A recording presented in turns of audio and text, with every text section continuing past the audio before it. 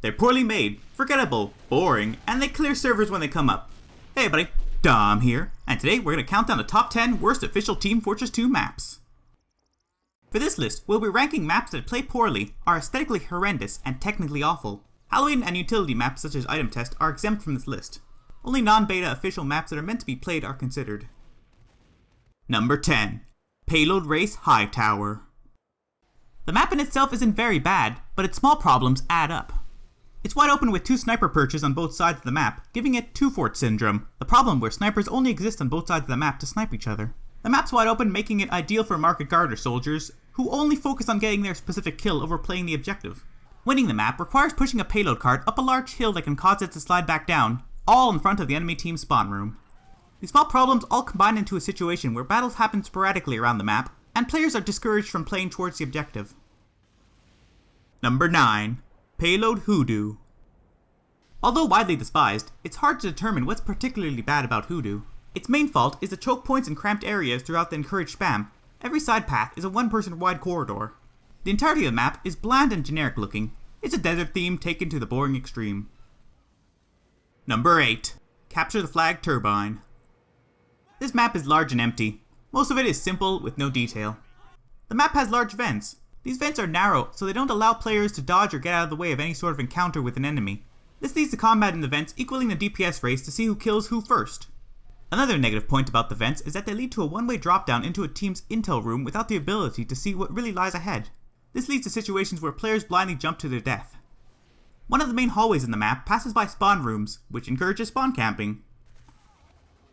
Number 7. Capture the Flag 2 Fort.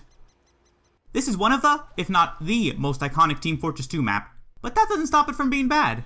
The map's a remake of a map of the same name from Team Fortress Classic, so some archaic gameplay elements like drop-down holes in the floor exist.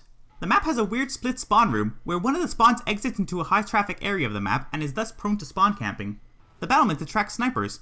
This area is where the term two-fort syndrome originates, a place where snipers continuously snipe each other with disregard towards everything else in the game. The sewer area of the map is counterintuitive. It facilitates an alternative route into the bases, but is punishing by taking longer and not providing any real benefit. The map has long narrow hallways that encourage spam. Many of these choke point hallways between key areas are easily defendable by sentry guns. This, coupled with the ludicrously long time it takes for a player to get to the enemy team's intelligence room, means it's powerful to play as engineers and play defensively. Engineers go entire rounds on 2 Fort with no intention of actually scoring flag captures. Number 6. Territory Control Hydro. For years, the running joke of this map was that it was so sparsely played that it was like the lost city of Atlantis. In recent times, it's made its way back to semi-popularity due to being added to the quick play feature. The map asks players to fight on small sections of a bigger unsymmetrical map. The sections all have one really long choke point area that players are funneled through. The two teams collide, and ultimately rounds devolve into players throwing themselves at the front line to die over and over again. The last thing to note about this map, the entire thing is like this disgusting shade of off-red. Number 5. King of the Hill Sujin. Sujin looks big and nice, but that nice look comes at the cost of poor optimization and performance issues. In addition, since it's so wide open, it has huge sniper sightlines. The map has poorly defined boundaries. As an example, it's possible to climb up really high on certain areas of the map, but not others. Most of the time, roughly half the map is unoccupied. Since the center control point is basically a straight line ahead of the spawn rooms, there's really no reason to ever travel far off towards the cliffside. Occasionally a player will seek out a health or ammo pack and venture into the abandoned section, but otherwise it's devoid of life. This map has the unique problem of having difficult to navigate architecture. Areas near the bridge in the center of the map are a hazard to get around. Areas underneath bridges are littered with pillars that have to be circumvented. Bumping into uneven half-underwater ground and having to jump small hurdles is annoying. Number 4. Attack and Defend Control Point Dust Bowl and Payload Gold Rush. This entry features 2 maps instead of 1 because Gold Rush is a pseudo-remake of Dust Bowl, still featuring much of the same basic architecture and many of the same problems. The maps suffer from having cramped choke points, a lack of alternative routes, and easy spawn camping situations. The final stage of both maps forces the attacking team to travel a long distance to get to the front line. The very last point is always a brick wall situation where players have to continuously fight while a long 20-minute round timer slowly ticks down. Number 3. Attack and Defend Control Point Snowplow. A map so bad, Valve refused to add in the update it was supposed to be a part of. Snowplow is a mess.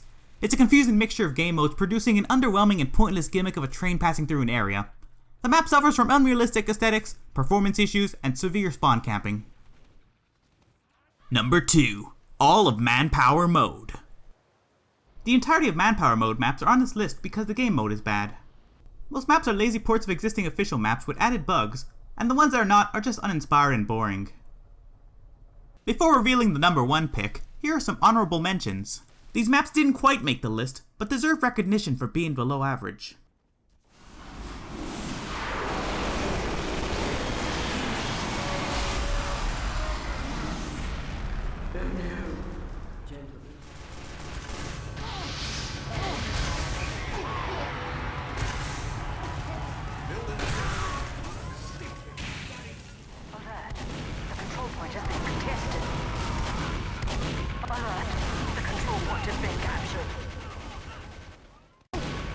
Number 1. Attack and defend control point? Junction. Junction plays really poorly. Its low-hanging ceiling and architecture make rocket jumping a hassle.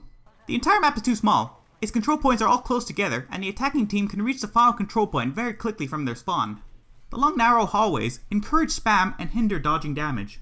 The map is maze-like in nature, as it isn't very clear where all the similar looking hallways lead. The map is evenly packed with unnecessary noisy details, not allowing for breathing room in the aesthetics, and sometimes hindering movement. The final control point is extremely small. The space the players are expected to stand on can hardly accommodate 2 players. Junction is a bad map whose only redeeming characteristic is its comically large number of fake doors. Do you agree with this list? What maps do you think are the worst? Post a comment and tell everyone what you think. Remember, don't let a list determine what maps you play in Team Fortress 2. Just because one of your favorite maps appears on this list doesn't mean you should stop playing it. Thanks for watching. Au revoir.